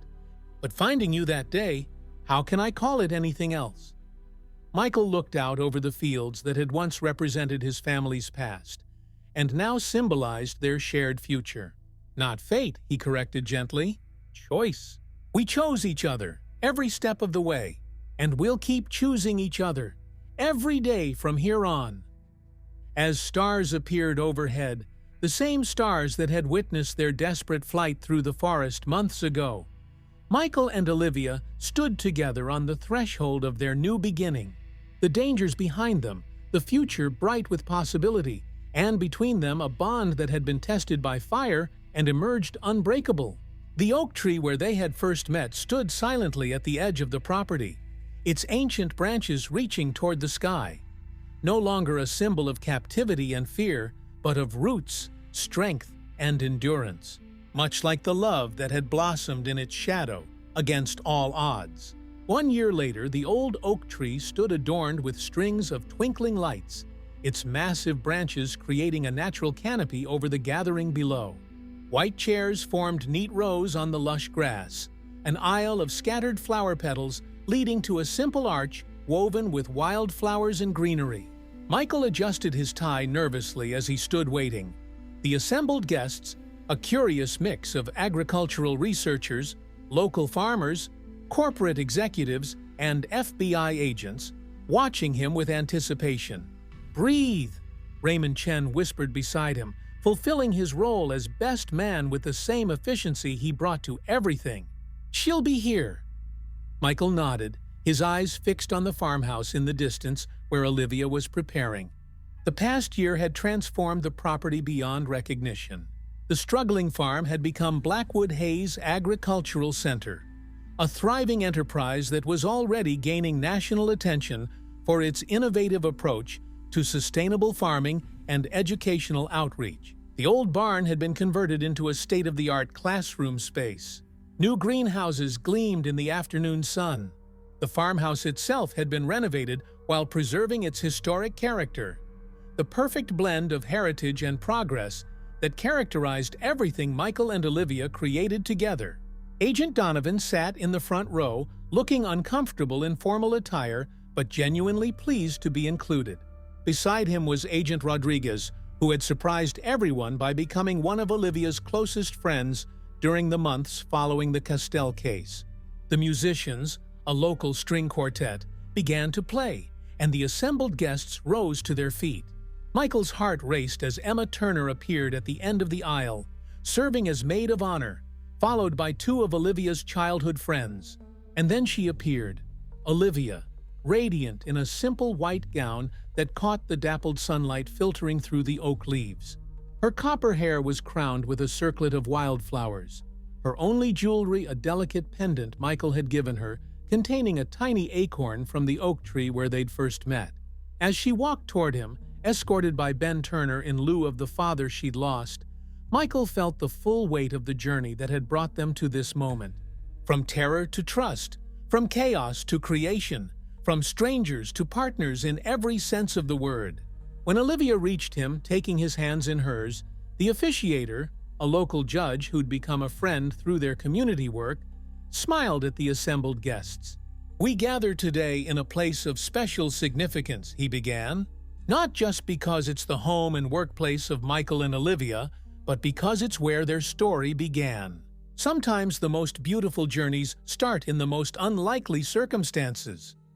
Michael and Olivia had chosen to write their own vows, each finding that traditional words couldn't capture the unique bond they shared. "Olivia," Michael began when his turn came, his voice steady despite his nerves. "When I found you under this tree, I had no idea I was also finding my future. You came into my life like a force of nature, challenging everything I thought I knew about myself and the world. You showed me that starting over isn't failure, it's opportunity, that what seems like an ending can actually be a beginning." He squeezed her hands, seeing tears gathering in her eyes. "I promise to be your partner in all things, in work, in dreams, in the quiet moments and the adventures. I promise to remind you of your strength when you forget it, to support your vision even when it seems impossible, and to love you through whatever challenges come our way.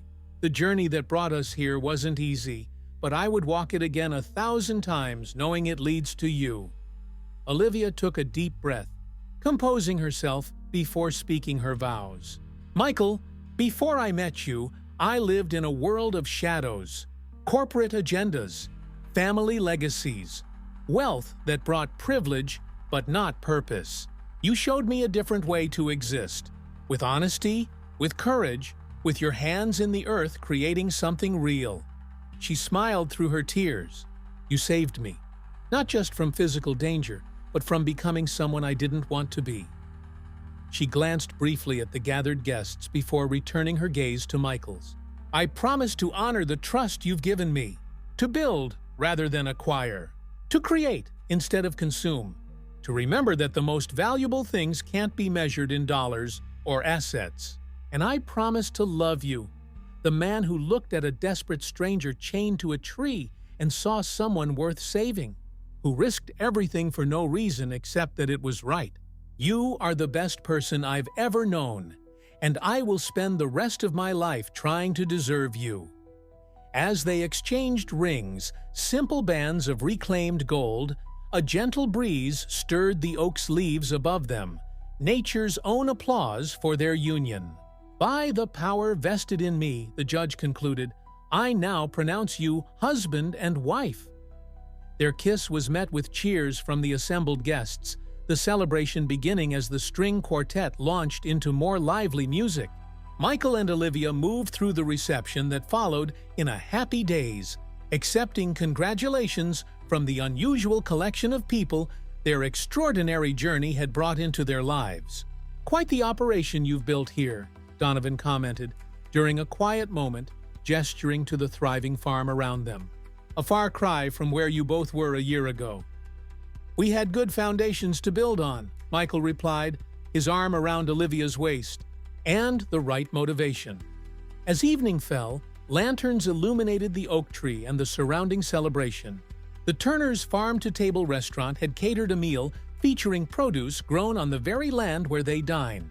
Students from their first agricultural training program served the food, proud to be part of the event. When the dancing began, Michael led Olivia to the area cleared beneath the oak tree. As they moved together under the twinkling lights, he marveled at how this place of initial terror had been transformed into a sight of such joy. "What are you thinking?" Olivia asked, noticing his contemplative expression. "About how different things might have been," he admitted. "If I hadn't checked the fence line that morning, if you hadn't fought back against Castell, if we'd made any number of different choices along the way." "But we didn't," she said simply. "We made the choices that brought us here." Later, as the celebration continued around them, they slipped away for a moment of quiet. Hand in hand, they walked to the far edge of the property, where a small sapling stood, protected by a circular fence. An oak tree they had planted together when they broke ground on the agricultural center. "It's growing well," Michael observed, examining the healthy young tree. "Strong roots." "Like us," Olivia said, leaning against his shoulder. They stood in comfortable silence, looking back at the lights of the celebration, the silhouettes of their friends and colleagues dancing and laughing beneath the ancient oak. "Do you ever wonder what your life would be like if you hadn't found me that day?" Olivia asked suddenly. Michael considered the question. "Sometimes. I'd probably have lost the farm anyway. Ended up working someone else's land, just getting by." He turned to face her. "But the better question is, would you have escaped without me?" She smiled, the moonlight catching the determination in her eyes, the same determination he'd glimpsed when she was fighting for both their lives. "Eventually, I was working on those cuffs when you found me. I'm quite resourceful, you know." "That I do know," he laughed, pulling her close. "It's one of the many reasons I fell in love with you." Olivia rested her head against his chest, listening to the steady beat of his heart. "We should get back to our guests." "In a minute," Michael said, still holding her. "I just want to remember this moment, this feeling." They stood together in the quiet night, wrapped in each other's arms, the young oak sapling bearing witness to their embrace, just as its ancient counterpart had witnessed their first meeting. The symmetry wasn't lost on either of them. Endings and beginnings, danger and safety, strangers becoming partners. "Ready, Mrs. Hayes?" Michael asked softly. Olivia looked up at him, her eyes reflecting the starlight. "Ready, Mr. Hayes." Hand in hand, they walked back toward the celebration, toward their friends and their future. The path ahead would hold challenges they couldn't yet imagine, but they would face them together. The farmer and the heiress, who had found in each other everything they hadn't known they were searching for. Behind them, the young oak stood straight and strong, reaching toward the sky, its roots reaching deep into the soil of a place that had transformed from a failing farm to a center of innovation and hope. Just as Michael and Olivia had transformed from victims of circumstance to architects of their own destiny.